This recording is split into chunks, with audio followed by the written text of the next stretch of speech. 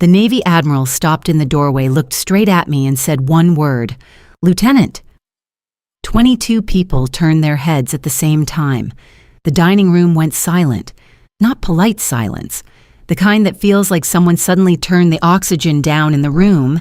My fiancé's father still had his fork halfway to his mouth. His cousin was mid-laugh. The woman next to me had just lifted her wine glass. Everything froze there.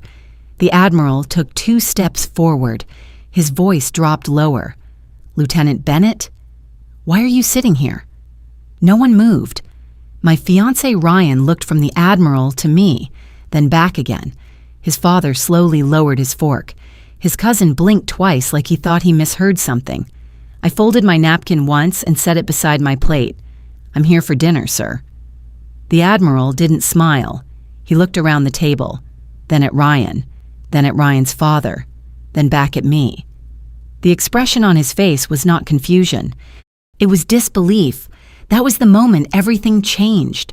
But to understand why that one word, lieutenant, emptied the air out of the room, you have to rewind about 10 minutes, back to when everyone was still laughing, back to the moment my fiancé's father decided to introduce me properly. My name is Nora Bennett. I'm 32 years old, and depending on who's asking, I usually tell people I'm a mechanic, not because it's exactly accurate, but because it saves time. People understand mechanics. They picture grease, wrenches, broken engines, hands that know how to fix things. They don't picture what I actually do, which is fine. Most days I prefer it that way. I design mechanical systems for the U.S. Navy.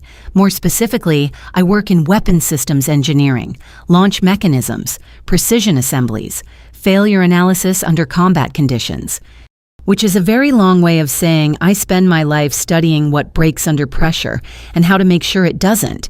It is not glamorous, it is not easy to explain at dinner parties, and it definitely wasn't the kind of job Ryan's family expected their future daughter-in-law to have. Ryan and I met 3 years earlier in the least romantic place imaginable, a hospital parking garage. His car had died in the middle of a lane, hood up, hazard lights blinking. He stood there in a suit holding jumper cables like they had personally betrayed him. I had grease on my hands from working on my own truck earlier that morning. He asked if I knew how roadside assistance worked in a concrete garage. I asked if he wanted me to take a look first. He laughed, then realized I wasn't joking. 30 minutes later, his car started. We got coffee upstairs. Then dinner a week later. Then another. Ryan was easy to talk to, not flashy, not arrogant. He worked in healthcare operations, which meant he spent most of his days solving problems between people. Where I was precise and quiet, Ryan was warm. Where I liked machines, Ryan liked conversations. It balanced. And most importantly, Ryan never treated my work like it was strange. He asked questions, listened to the answers, then asked better questions, which is how I knew he respected it. What he underestimated was his family. He warned me in the car that night. Dad can be old school. What does that mean? He likes people with impressive titles. I have one. Ryan laughed softly. I know, but he doesn't yet. I'm not planning to introduce myself with a resume. Ryan squeezed my hand on the center console. You shouldn't have to. His parents' house sat in Virginia Beach, 15 minutes from the ocean. Large brick colonial, 3-car garage. The kind of place that had more outdoor lighting than necessary. Inside the dining room was already full when we arrived. Aunts, uncles, cousins, people who had clearly known Ryan his entire life. They all turned when we walked in. The quiet evaluation happened instantly. Clothes, posture, confidence. People make decisions about you in less than 3 seconds. Ryan introduced me one by one. Everyone was polite. At first, dinner started smoothly. Questions about where I grew up, my parents, whether my mother still taught elementary school. Then his father asked the question that always arrives eventually. So Nora, he said, slicing into a roast, what do you do for work? The room settled into that attentive quiet, the kind that decides where you belong. I could have answered a dozen ways, Senior mechanical systems engineer, defense contractor, weapons design specialist. I could have listed patents, programs, research projects. Instead, I said the simplest, true thing. I'm a mechanic. His father chuckled immediately. So you're the female mechanic. A few cousins laughed. One leaned forward with a grin. Well, guess someone has to fix our cars. More laughter. Not vicious, but comfortable. That comfortable kind of disrespect people allow themselves when they think they've already figured you out. Ryan set his fork down. That's enough. The cousin shrugged. It's a joke. Ryan didn't smile. It's not a good one. His father waved a hand dismissively. Relax. We're just teasing. Ryan looked at him. No, you're being rude. That was the moment I realized Ryan was exactly the man I believed he was. He didn't laugh along. He didn't ask me to ignore it. He simply refused to let it pass. Then he turned to me. You don't have to stay if you don't want to. That sentence mattered more than anything else that happened that night. Respect is often quiet. I shook my head. I'm fine. And I meant it. Because moments like that don't bother me anymore. I've spent my entire career walking into rooms where people assume the mechanic is there to hold a wrench, not redesign the machine. His father tried again. So what kind of mechanic work?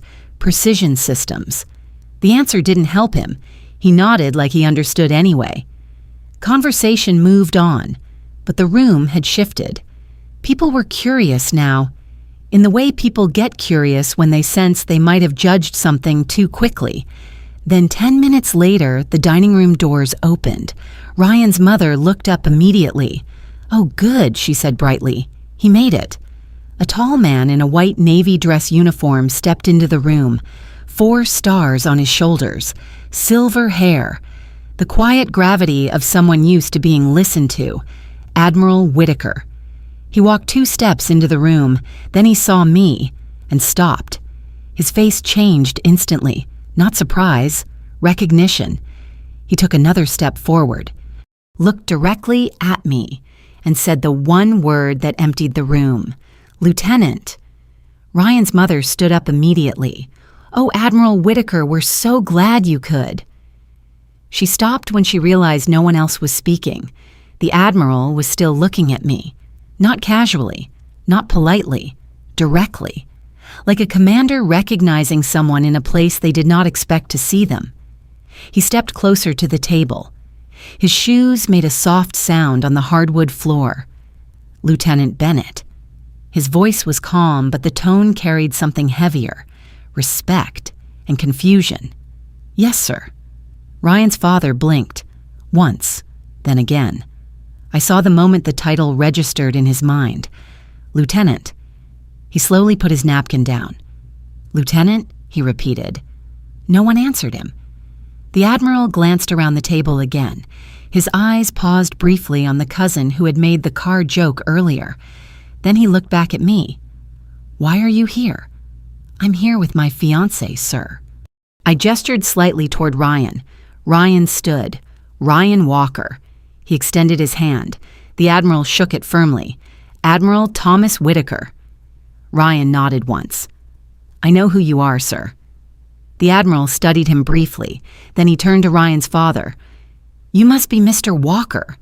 Yes, of course, Ryan's father said quickly. His voice had changed. Less relaxed, more careful. We were just having dinner. I can see that. The Admiral's eyes moved back to me again. You didn't mention you had family in Virginia Beach. I don't, sir. A small pause. Then I added quietly, This is my fiancé's family. The Admiral looked around the table one more time. Something in his expression shifted. Not anger, but something close. He pulled out the empty chair at the end of the table. May I? Ryan's mother hurried to respond. Of course, Admiral. Please. The chair legs scraped lightly as he sat down. For a moment, no one spoke. Then Ryan's father cleared his throat. So, you know Nora from the Navy. The Admiral gave a small nod. I know Lieutenant Bennett from one of the most critical weapons engineering programs currently running in the Department of Defense." No one moved. Even the cousin stopped breathing loudly. Ryan's father leaned forward slightly. "Engineering, yes." The Admiral picked up the water glass in front of him, took a sip, then placed it back down carefully. "Lieutenant Bennett leads a mechanical systems team that designs launch assemblies for next-generation naval defense platforms." Silence again. Ryan looked at me, not shocked, just impressed, like someone discovering a new layer of something he already respected. The cousin who had joked earlier shifted in his chair. "Wait, like weapons." The Admiral glanced at him. "Yes." A longer pause. Ryan's father forced a polite smile. "Well, that's impressive." His tone suggested he was still trying to rebuild the mental picture he had created earlier. Mechanic, car jokes, grease. It didn't fit anymore. The Admiral noticed. Of course he noticed. He turned to me again. "I assume you're here on leave." 2 days, sir, for the engagement." "Yes." Ryan's mother looked at me as if she were seeing me for the first time. "You're engaged," Ryan squeezed my hand lightly. "We announced it tonight." The Admiral nodded slowly. "Congratulations." "Thank you, sir." Then he looked at Ryan. "You're a fortunate man." Ryan answered immediately. "I know." That answer changed the air in the room, not because of what he said, but because he said it without hesitation. The Admiral noticed that too. He leaned back slightly in his chair. "How long have you two known each other?" 3 years, Ryan said. "We met when his car broke down in a hospital parking garage," I added. The Admiral's eyebrow lifted slightly. "And she fixed it," Ryan said. That earned the first quiet smile from the Admiral. "That sounds like Lieutenant Bennett." Ryan's father shifted again. "So, when Nora said she was a mechanic earlier..." The Admiral looked at him. She wasn't wrong. Then he added calmly, "She just left out the part where she's one of the most respected mechanical engineers working with the Navy right now." The cousin slowly leaned back in his chair, the same cousin who had joked about fixing their cars. He stared at me like the words hadn't finished landing yet. Ryan's mother cleared her throat. "Well?" "Nora never mentioned that." I answered honestly. No one asked. That landed heavier than I expected. The Admiral turned slightly toward Ryan's father. "Your future daughter-in-law helped redesign a weapons launch assembly last year that solved a failure issue we'd been dealing with for almost 18 months. Ryan's father looked stunned. 18 months. "Yes, and she solved it." The Admiral nodded once. "In 4 days." No one laughed this time. Ryan leaned slightly closer to me. "You never told me that part. You never asked about that program." He smiled softly. "Fair point." Across the table, the cousin looked like he wanted to disappear. Ryan's father rubbed his chin slowly. "Well, I suppose we misjudged the situation earlier." The Admiral didn't respond. He simply looked at him, a long, quiet look. Then he said something that shifted the night even further. "Most people misjudge engineers." He paused, especially the quiet ones.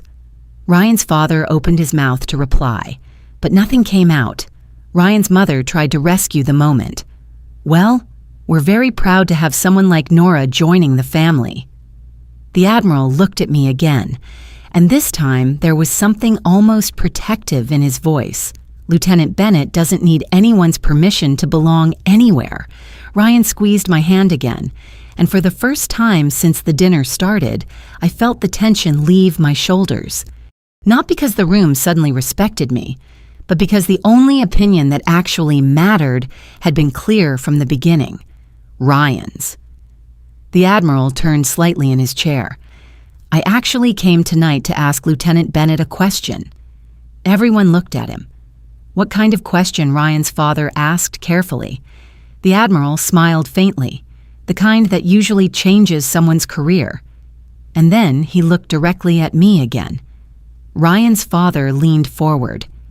"What kind of question changes someone's career?" The Admiral didn't answer him.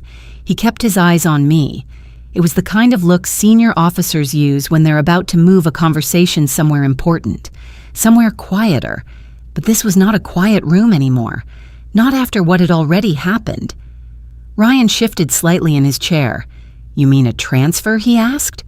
The Admiral smiled faintly. "Something like that." Then he turned back to me. "Lieutenant Bennett, do you mind if we speak frankly?" "Not at all, sir." He nodded. "Good."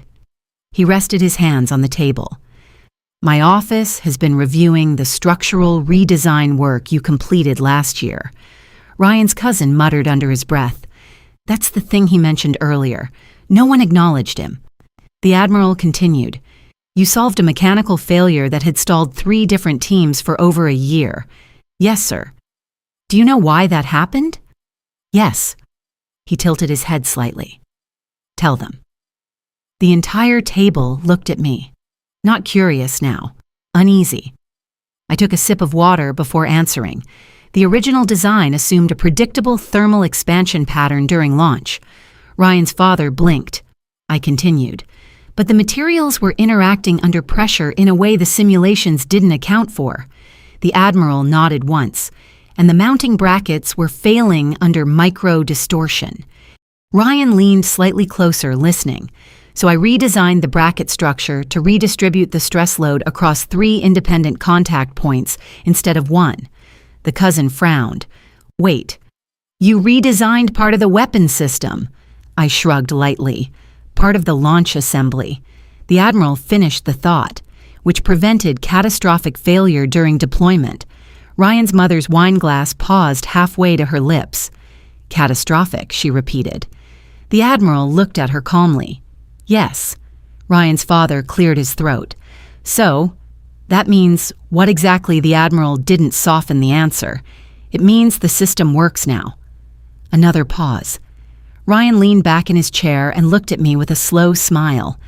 "You really are a mechanic."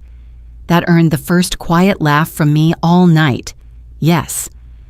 Ryan squeezed my hand. "Best one I know." Across the table, the cousin who had made the car joke stared at his plate. The Admiral spoke again. "That redesign saved the Navy a significant amount of money." Ryan's father nodded quickly. "I imagine it would. About $87 million. The room went completely still. Ryan's father blinked again, then looked at me like he was trying to reassemble the person he had been speaking to earlier. "You solved an $87 million problem. I helped solve it." The Admiral corrected me immediately. "You led the solution." Ryan's mother lowered her glass slowly. "That's extraordinary."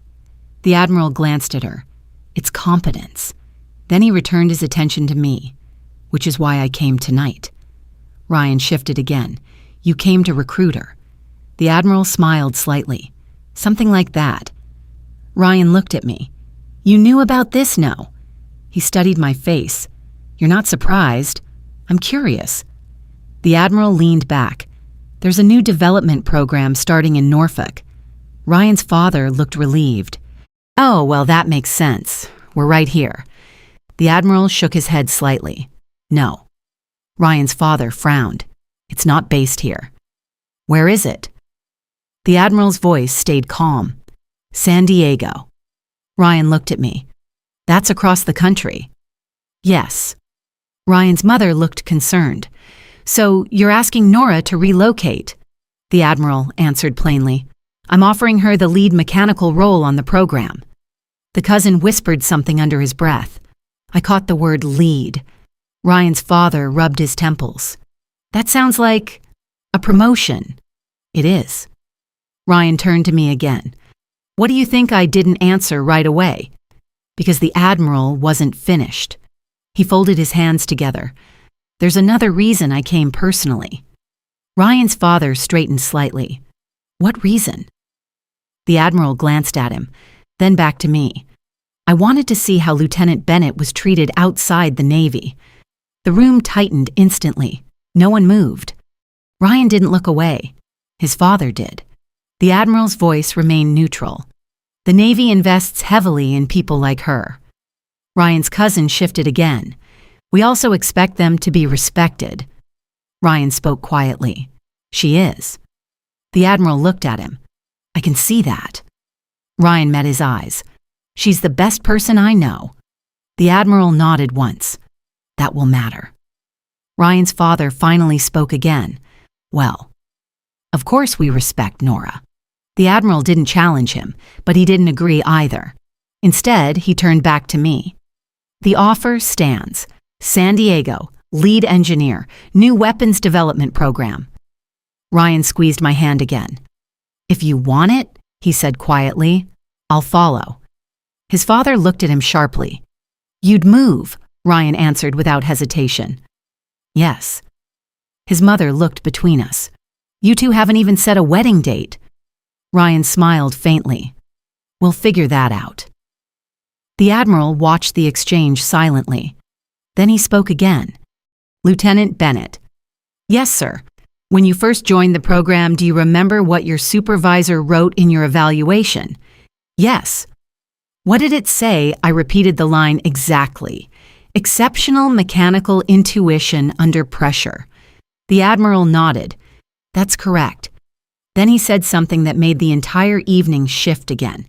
That's also the reason the Department of Defense just approved funding for the program you'll be leading. Ryan's cousin looked up sharply. Wait. Approved. Ryan's father leaned forward again. How large of a program are we talking about? The Admiral answered calmly. About $2 billion. No one laughed. No one moved.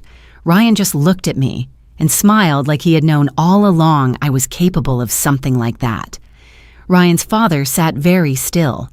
$2 billion has a way of quieting a room, even a room used to money, especially a room used to money. Because the difference between wealth and scale becomes very clear when someone mentions numbers that large in the calm tone of a Navy Admiral. The cousin across the table leaned back slowly. He didn't look at me anymore. He looked at the tablecloth. Ryan's mother reached for her wine again, then changed her mind and set the glass down. Ryan simply kept holding my hand, not tightly, just there, steady. The Admiral continued speaking as if none of the tension existed. The program will require a small leadership team. Ryan's father cleared his throat, and Nora would be in charge. The Admiral nodded.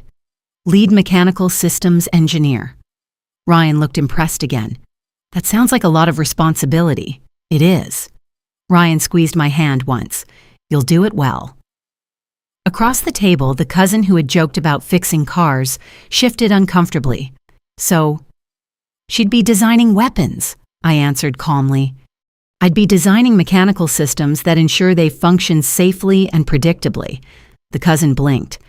That sounds intense. Ryan looked at him. It sounds like engineering. The Admiral stood slowly from his chair. Exactly. He adjusted the cuff of his uniform. I should let you finish your dinner. Ryan's mother immediately stood as well. Oh no, please stay. The Admiral shook his head gently. I've already taken enough of your evening. Then he looked directly at me. I'll expect your answer within the week, Lieutenant. Yes, sir. He gave a small nod, then turned toward Ryan. You're a fortunate man. Ryan smiled. I know. The Admiral paused briefly near Ryan's father. Something about the moment felt deliberate, measured. You have an impressive future daughter-in-law. Ryan's father nodded stiffly. Yes. Then the Admiral walked out. The front door closed quietly behind him, and suddenly the house felt different. The silence that followed wasn't shocked anymore. It was uncomfortable. Ryan's cousin broke first.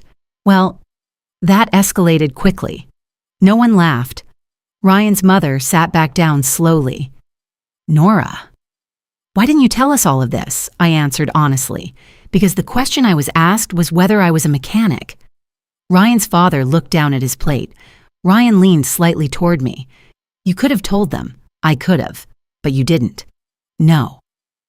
Why I looked around the table, at the expensive china, at the people who had decided who I was within 30 seconds, because it wouldn't have mattered. Ryan understood immediately. His father did too. He rubbed his forehead slowly. I owe you an apology. I didn't answer. He continued anyway. I made assumptions. Yes, I shouldn't have. No. The bluntness seemed to surprise him. Ryan's mother spoke more gently. We didn't mean to insult you. I looked at her. I believe that. Ryan's father looked up. But we did. Yes. Another silence. Ryan leaned back slightly, his hand still resting on mine. I think the real problem, he said calmly, is that everyone here assumed Nora needed our approval. His cousin shifted again. That's not what I meant earlier. Ryan looked at him. You joked about her fixing our cars. The cousin shrugged weakly. I didn't know. Ryan's voice stayed calm. You didn't ask.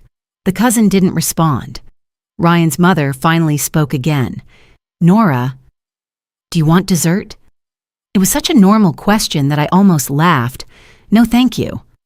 Ryan's father pushed his chair back slightly. You're leaving. Ryan looked at him. We are. His mother frowned. But dinner isn't over. Ryan stood. Yes, it is. He helped me up from my chair. Then he looked at his parents. I meant what I said earlier. His father looked tired now. I know. Ryan spoke carefully. Nora deserves respect whether she's designing defense systems or fixing engines. His mother nodded slowly. You're right. Ryan turned to me. Ready? Yes. We walked toward the door together. Halfway down the hallway, Ryan stopped. He looked back at his father. For the record, I was proud of her before the Admiral walked in. Then he opened the door. Outside, the night air felt cooler, quieter. Ryan exhaled slowly once we reached the driveway. Well, that was eventful. He laughed softly. That's one word for it. I looked at him. You handled that well. He shook his head. I just told the truth. What truth? He took my hand again. That the smartest person in the room was sitting next to me the whole time. The porch light behind us flicked off. Inside the house, shadows moved past the windows. Ryan looked at me again. So, yes, San Diego. I smiled faintly. That's a long way from Virginia Beach. Ryan shrugged. I've always liked the ocean. The drive home was quiet, not tense, just thoughtful. Ryan kept one hand on the steering wheel and the other resting loosely on the center console. Every few minutes his thumb brushed against my hand. Small movements, grounding ones, the kind people make when they're processing something big but don't feel the need to fill the silence with words. Streetlights slid across the windshield as we drove through the neighborhoods near the ocean. Finally, Ryan spoke. Well, I smiled faintly. Yes, that was the strangest engagement dinner I've ever attended. You've had many, none involving admirals. I laughed quietly. Ryan glanced at me. You're really not upset. No. He looked back at the road. You could be. I've been underestimated before. I know. The car slowed at a stoplight. Ryan turned slightly toward me. I'm still sorry. For what? For them. I shook my head. You didn't do anything wrong. That doesn't mean it didn't happen. I studied his face for a moment. Ryan's loyalty had been immediate at the table. No hesitation, no excuses. That mattered more than anything else his family had said. You stood up for me. Of course. That's all that mattered. The light turned green. Ryan drove another few blocks before speaking again. My father is embarrassed. Yes. You noticed. Yes. Ryan sighed softly. He hates being wrong. I think most people do. Ryan smiled slightly. You're being generous. The car turned into the parking lot outside my apartment building. Ryan shut off the engine but didn't get out immediately. So, the job offer. Yes, you're thinking about it. I have to. Ryan nodded. I'd follow you. I know. And I'm serious. I know. Ryan leaned back in the seat. You'd be leading a $2 billion program. That's the estimate. That's insane. It's engineering. Ryan laughed. Of course it is. He looked at me again. You deserve that job.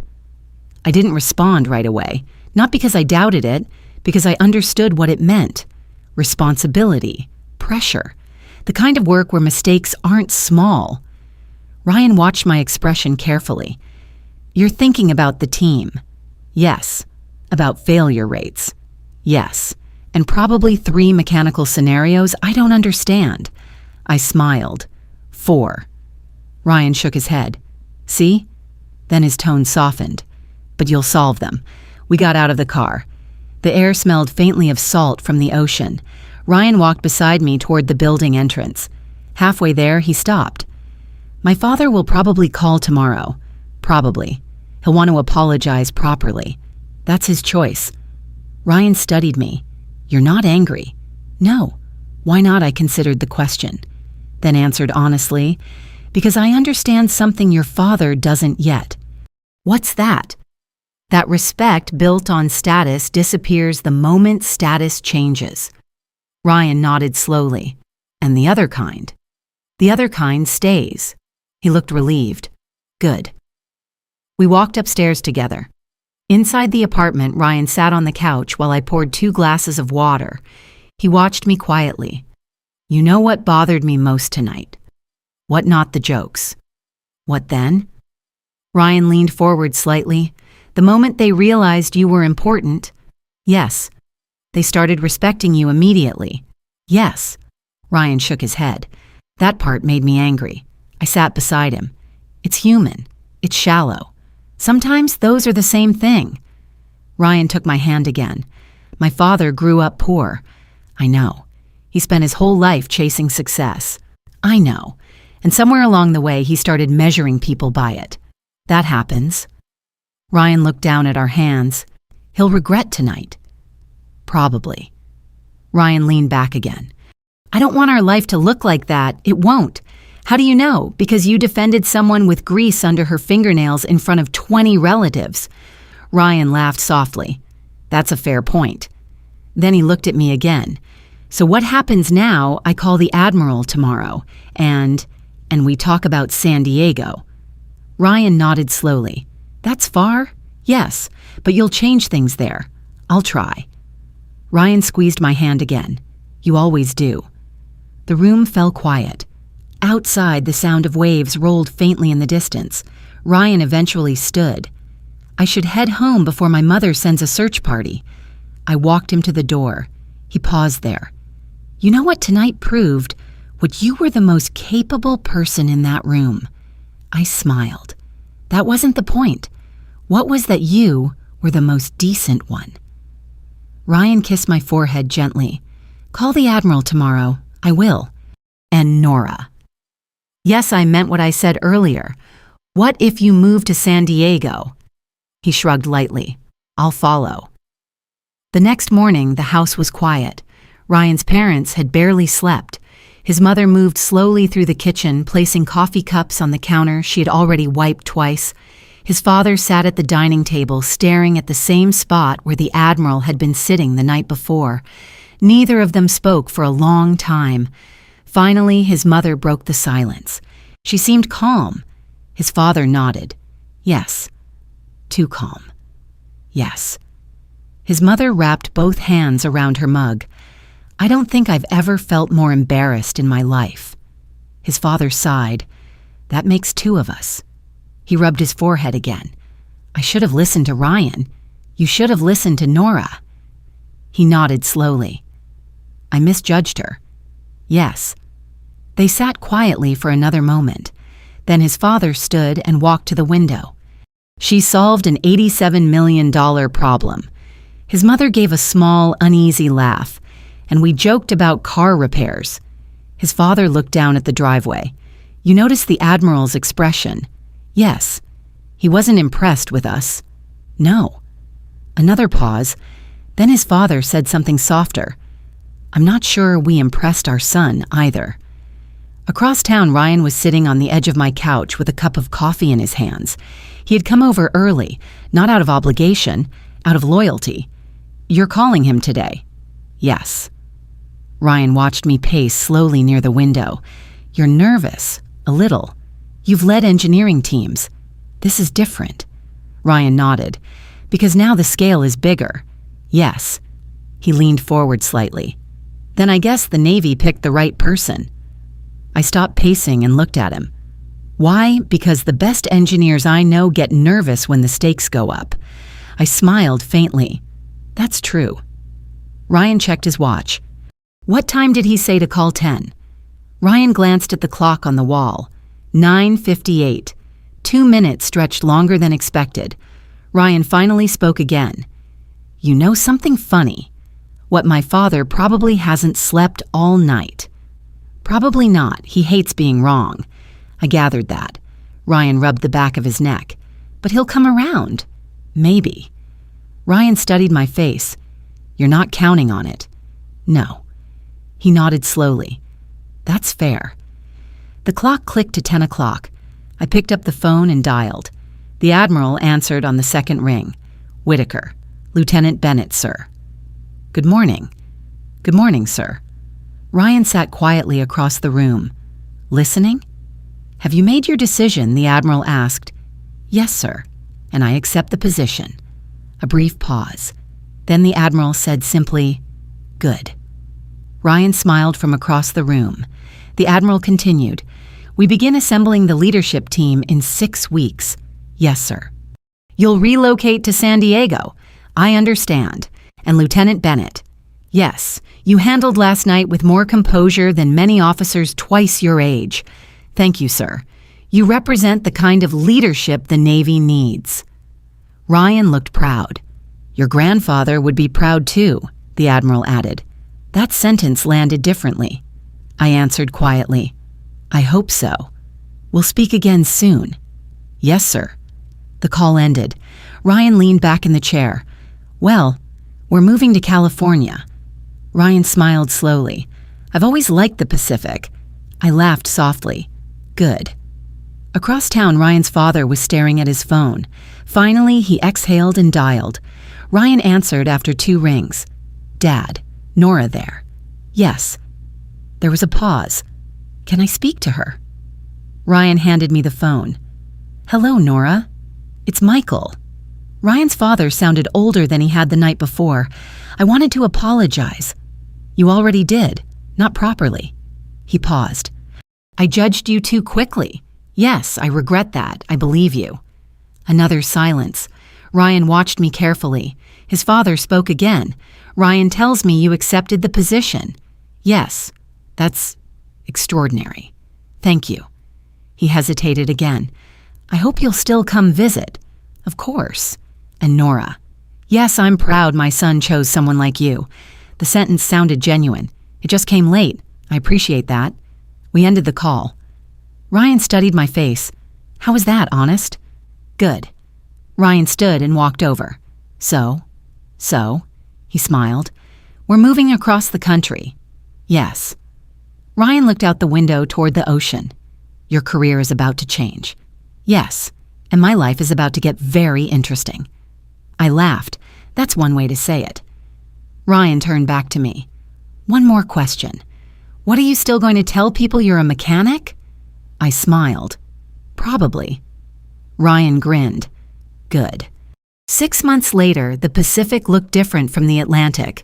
Wider, colder, less predictable.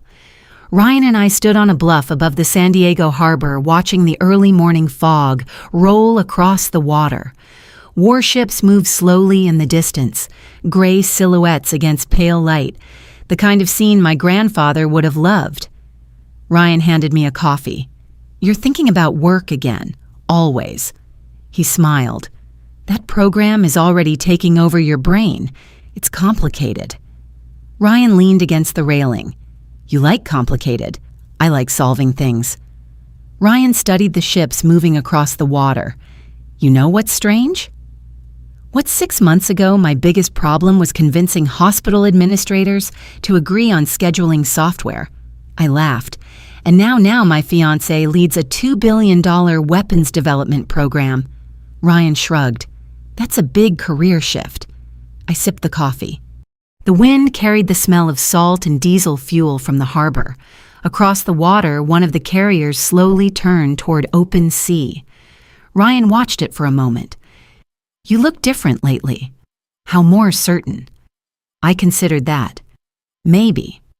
You always believed in your work, Ryan said, but now you believe in yourself too. I didn't answer immediately, because part of that was true. The other part had nothing to do with me. It had to do with the moment a room full of people laughed at a mechanic, and the moment a Navy Admiral walked in and reminded them that respect has very little to do with appearances. Ryan broke the silence. My parents are visiting next month. I know. My dad sounded nervous on the phone. He'll survive. Ryan smiled. He's been reading about engineering. Really? Yes. He asked me what thermal distortion means. I laughed. That's progress. Ryan nodded. He means well now. I believe that. Ryan turned toward me.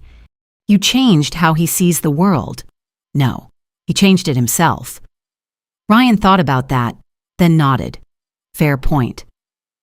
Down in the harbor, the carrier finally cleared the breakwater. Sunlight broke through the fog and lit the deck in pale gold. Ryan followed my gaze. You're thinking about your grandfather again. Yes. He would have liked this place. Yes. Ryan slipped his hand into mine. You know something? What you never tried to prove anyone wrong that night. No, you just stayed quiet. Yes. Ryan smiled slightly. That drove them crazy. I shrugged. Machines don't care about pride. Ryan laughed. Neither do engineers. The wind grew stronger as the fog lifted. More ships became visible across the harbor. Gray hulls, orderly movement, the quiet rhythm of a place built on responsibility. Ryan looked at me again. So, one last question. What if someone asks what you do for work now? I smiled. I'll still tell them the same thing. You're a mechanic. Yes. Ryan laughed softly. Good. He looked back at the harbor. You know, the world probably runs because of mechanics. That's true. And sometimes people forget that. They do. Ryan squeezed my hand. Well, they won't forget you. I shook my head. That's not the point. What as I watch the carrier disappear into open water? The point is doing the work well. Ryan nodded slowly. That sounds like something your grandfather would say. It is. For a moment we stood there quietly. The ocean stretched endlessly toward the horizon. Wind moved through the harbor. Ships continued their slow, steady movement. Ryan finally spoke again. You know what I've learned through all of this. What real respect isn't loud. No, it shows up in moments. Yes. Ryan smiled. And sometimes it shows up exactly 10 minutes after someone makes a bad joke. I laughed. That's also true. If you ever find yourself in a room where people decide your worth too quickly, don't rush to prove them wrong. Sometimes the strongest answer is patience. Sometimes the truth walks into the room on its own, and when it does, the silence says everything.